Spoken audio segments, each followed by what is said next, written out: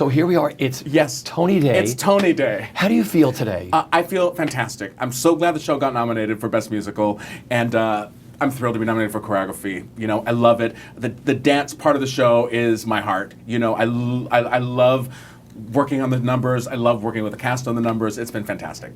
And what you've learned about the show from the first stop out to New York, how it changed and everything else. Oh, it changed a lot. I mean, we really, did the old-fashioned, roll up your sleeves and dig in. We cut things like crazy. I mean, we basically changed what was supposed to be the format of the show, which was these three characters that were narrating the show all the way through.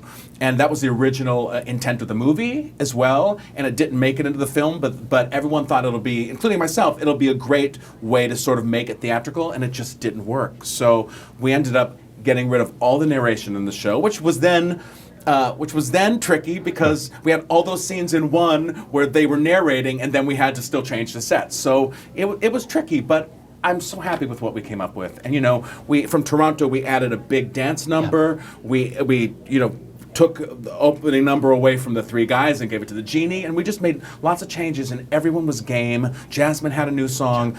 We just worked really, really hard. You love working in the theater.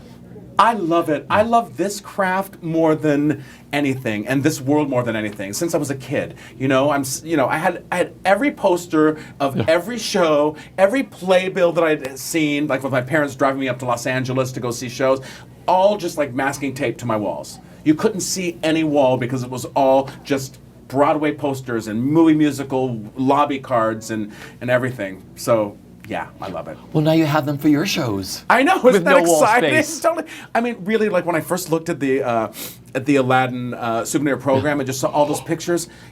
First of all, it was gorgeous, and I was like, "Wow, this is amazing." But I felt like a kid. I felt like my 13-year-old self who loved musical theater to look at all these beautiful, beautiful pictures from our show and going, I would want to see that.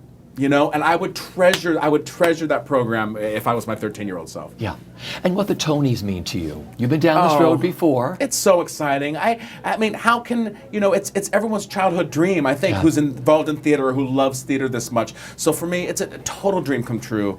And, sitting here talking to you and being here on this day never gets tired. And if it ever does get tired, I don't need to be doing this anymore. I have to, You know what I'm saying? Yeah. I love the stuff they give you. How many pins do you have? I love those pins. I have four pins now. Yeah. And I love that they're not pins, they're magnetized, which is fantastic, so that you don't have to worry about putting holes in your clothes. Yeah.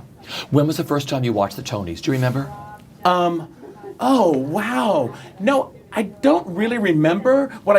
I do remember one in particular, which was like my first time doing summer stock, which was at New London Barn Playhouse in 1981.